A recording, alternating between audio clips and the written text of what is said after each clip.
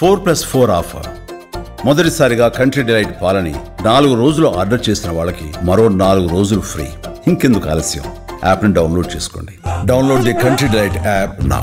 ఇప్పటికీ కూడా ప్రపంచవ్యాపితంగా ఉండే ఫారిన్ ఎక్స్చేంజ్ ట్రాన్సాక్షన్స్లో 90% డాలర్లలోనే జరుగుతుంది.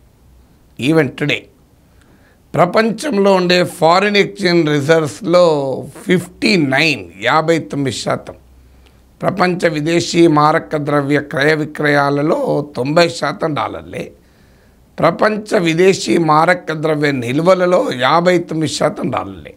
Dollars account for 90% of the foreign exchange transactions and 59% of the foreign exchange reserves. మరి ఇంకా ట్రంప్కి డాలర్ ఏమో అయిపోతున్నట్లు ఎందుకు భయపడుతున్నాడు? ఇటీవల బ్రిక్స్ పైన చేస్తున్న విమర్శలు మనం చూస్తున్నాం. Brazil, Russia, India, China, South ఆఫ్రికాలతో మొదలై మరో 5 countries Egypt, Ethiopia, United Arab Emirates, Iran ఇలాంటి దేశాలతో ఇప్పుడు తాజాగా సౌదీ అరేబియా కూడా చేరటానికి ముందుకొస్తుంది. సో ఈ దేశాలన్నీ ఏమీ అమెరికాకు వ్యతిరేక దేశాలు కావు. ఇప్పుడు ఉదాహరణకు ఇండియా అమెరికాకు మిత్ర దేశమే, ఈజిప్ట్ అమెరికాకు మిత్ర దేశమే, యునైటెడ్ అరబ్ ఎమిరేట్స్ అమెరికాకు మిత్ర దేశమే. అఫ్కోర్స్ ఇరాన్ కాకపోవచ్చు. అదే సమయంలో రష్యా ఈ మధ్య ట్రంప్కు జబర్దస్త్ ఫ్రెండ్లీ కంట్రీ అయిపోయింది. చైనా ఛాలెంజర్గా ఉండొచ్చు. అందువల్ల బ్రిక్స్ ఏమీ యాంటీ అమెరికన్ కూటమి కాదు, యాంటీ వెస్టర్న్ కూటమి కాదు. మరి అలాంటప్పుడు బ్రిక్స్ పైన ఎందుకంత గొడవ చేస్తున్నాడు ట్రంప్? బ్రిక్స్ చచ్చిపోయింది, బ్రిక్స్ ఇస్ డెడ్ అంటున్నాడు. నేను టారిఫ్ విధిస్తా అన్నప్పటి నుంచి బ్రిక్స్ మాట కూడా వినబడతలేదు అంటున్నాడు. డాలర్ కాకుండా మళ్ళీ ఇంకేదైనా ఆలోచిస్తే బ్రిక్స్ అంతు చూస్తా 100-200% టారిఫ్లు ఇస్తాను బెదిరిస్తున్నాడు. మరి ఎందుకు చేస్తున్నాడు? ఇప్పుడు నేను ఇచ్చిన ఫిగర్స్ ప్రకారం ఫారిన్ ఎక్స్చేంజ్ రిజర్వ్స్ డాలరే డామినేటింగ్, ఫారిన్ ఎక్స్చేంజ్ ట్రాన్సాక్షన్స్ అంటే ఫారిన్ ట్రేడ్లో డాలరే డామినేటింగ్. బ్రిక్స్ ఏమీ యాంటీ అమెరికన్, యాంటీ వెస్టర్న్ కూటమి కాదు. అమెరికాకు మరి ఎందుకు భయపడాలి? కారణం ఏంటి? అసలు సమీప భవిష్యత్తులో కూడా డీడాలరైజేషన్, డాలర్ రహిత గ్లోబల్ ఎకానమీని మనం ఊహించలేం. ఇప్పుడు అమెరికాకు సమీప భవిష్యత్తులో పోటీ ఉన్నది చైనా. గ్లోబల్ ట్రేడ్ కానీ, టెక్నాలజీ కానీ, ఆర్మ్స్లో కానీ, ఆఖరికి స్పోర్ట్స్లో కానీ, పాలిటిక్స్లో కానీ, ఐడియాలజికల్గా కానీ అమెరికాకు డైరెక్ట్ ఛాలెంజర్ చైనా.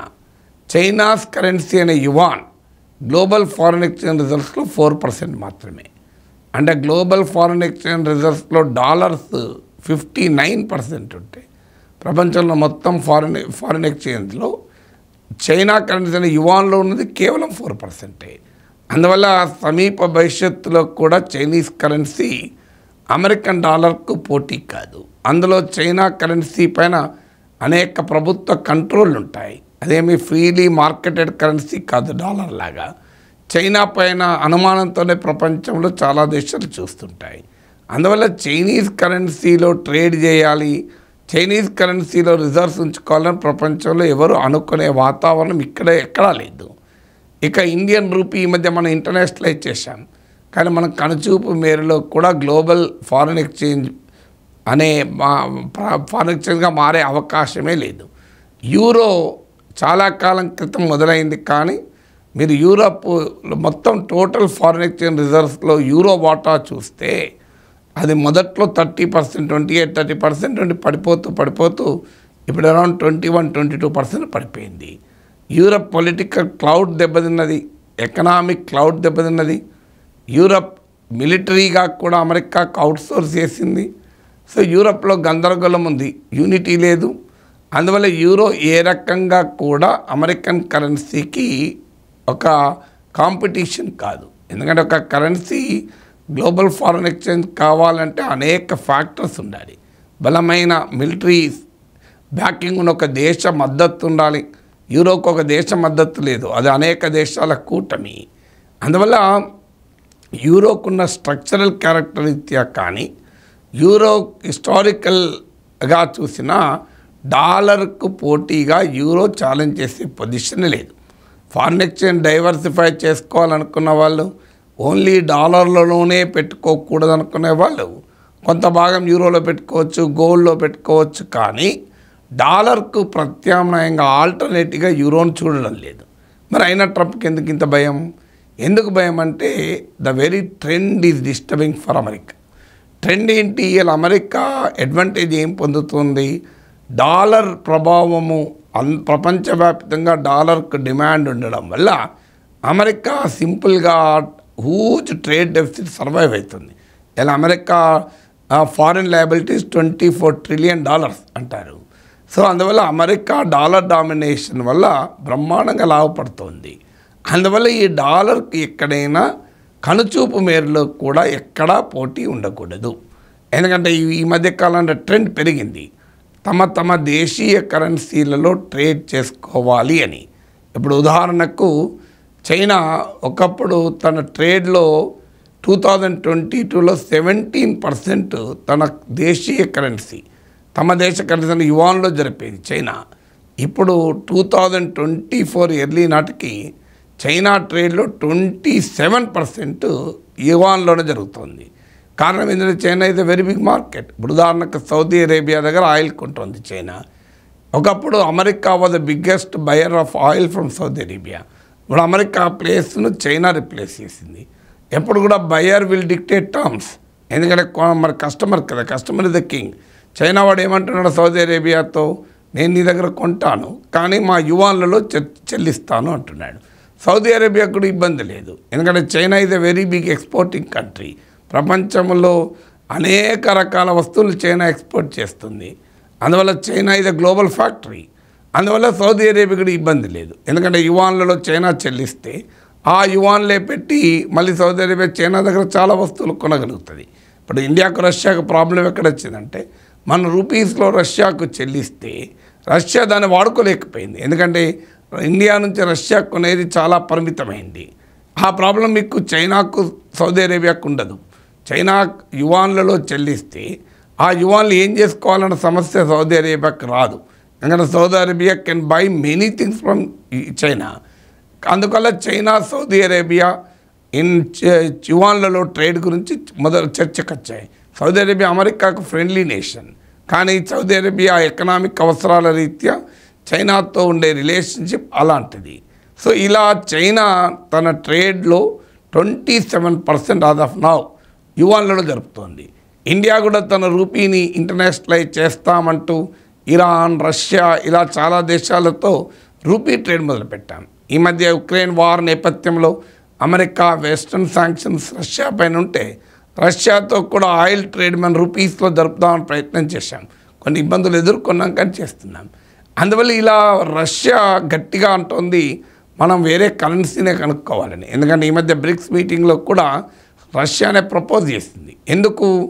ఆ యుక్రెయిన్ వార్ వచ్చాక అమెరికా ఏం చేసిందంటే రష్యాకు చెందిన $300 బిలియన్ ఆఫ్ ఫారిన్ ఎక్స్చేంజ్ను ఫ్రీజ్ చేసింది. అంటే రష్యాకు చెందిన డాలర్లే వాటిని వాడుకోవడానికి వీలు లేకుండా చేసింది.